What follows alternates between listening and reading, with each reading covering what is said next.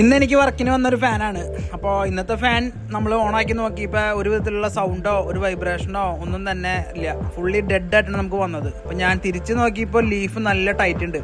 അപ്പോൾ തന്നെ ഞാൻ ഏകദേശം ഉറപ്പിച്ചിട്ടുണ്ട് ഇത് പണിയാണ്. കാരണം ലീഫ് ഒട്ടാനങ്ങാണ്ട് നിന്നൊരു ഫാൻ നമുക്ക് കിട്ടുമ്പോൾ നമുക്കറിയാം അതിൻ്റെ മെയിൻ ഘടകമായ വൈൻഡിങ്ങിന് എന്തെങ്കിലും തകരാറ് സംഭവിച്ചിട്ടുണ്ടാവുന്നു. അപ്പോൾ നമ്മളിത് ഫാൻ അഴിച്ചെടുത്തിട്ടുണ്ട്. അപ്പോൾ ഇത് പെഡസ്റ്റൽ ഫാനല്ല, ടേബിൾ സ്റ്റാൻഡ് ഫാനാണ്.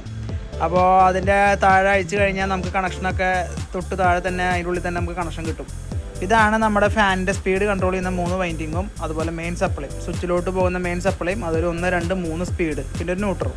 അതാണ് നമുക്ക് ഇതിൻ്റെ മെയിൻ വയറായിട്ട് വരുന്നത്.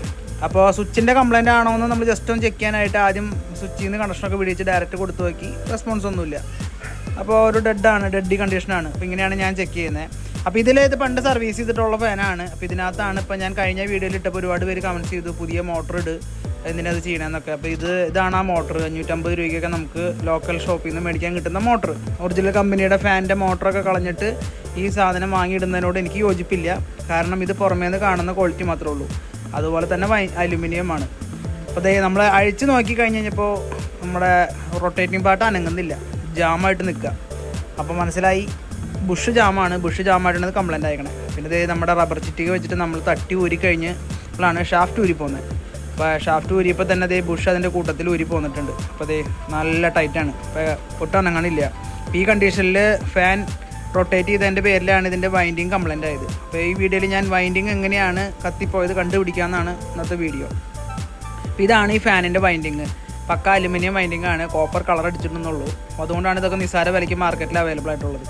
അപ്പോൾ നമുക്ക് വൈൻഡിങ് അഴിച്ച് കഴിഞ്ഞാൽ നമുക്ക് ടോട്ടലി 6 കണക്ഷനാണ് കാണുക. 2 കപ്പാസിറ്ററിൻ്റെ കണക്ഷനും 3 സ്പീഡും ഒരു ന്യൂട്രലും. അപ്പോൾ ഇതാണ് നമ്മുടെ വൈൻഡിങ് കണക്ഷൻ. അപ്പോൾ വൈൻഡിങ് ചെക്ക് ചെയ്യുന്നത് നമ്മൾ സീരീസ് ലാമ്പ് ഉപയോഗിച്ചിട്ടാണ്. അപ്പോൾ അതിൻ്റെ സർക്യൂട്ട് ആർക്കെങ്കിലും വേണമെങ്കിൽ കമൻറ്റ് ചെയ്താൽ ഞാൻ അടുത്ത വീഡിയോയിൽ അത് ഉൾപ്പെടുത്താം. അപ്പോൾ ഇതാണ് സീരീസ് ബൾബ് കണക്ഷൻ. അപ്പോൾ ഇത് വെച്ചിട്ടാണ് നമ്മൾ ഫാനിൻ്റെ വൈൻഡിങ് ഷോർട്ട് ഉണ്ടോ അല്ലെങ്കിൽ വൈൻഡിങ് പോർട്ട് ഉണ്ടോ എന്ന് കണ്ടുപിടിക്കുന്നത്. അപ്പോൾ ആദ്യം നമ്മൾ സ്പീഡാണ് നോക്കുന്നത്. അപ്പോൾ സ്പീഡ് നോക്കിയപ്പോൾ ഒരു ചാനലിൽ കുഴപ്പമില്ല, ബാക്കി 2 ചാനലും അനക്കില്ല. ഒരു ചാനൽ വൈൻഡിങ് കട്ടായിട്ടില്ല, ബാക്കി 2 കട്ടാണ്. അതുപോലെ തന്നെ നമ്മൾ കപ്പാസിറ്ററിൻ്റെ കണക്ഷനും ചെക്ക് ചെയ്യുന്നുണ്ട്.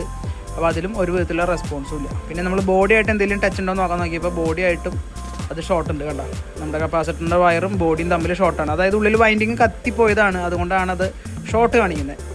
അപ്പോൾ ഇതിങ്ങനെയാണ് ഇതിൻ്റെ വൈൻഡിങ് കണ്ടുപിടിക്കുന്നത്. അപ്പോൾ ഇനി ഇത് വൈൻഡ് ചെയ്യണം, കസ്റ്റമറോട് ചോദിച്ചിട്ട് വേണം. അപ്പോൾ അതിൻ്റെ സെക്കൻഡ് പാർട്ട് വേണമെങ്കിൽ പറഞ്ഞാൽ മതി.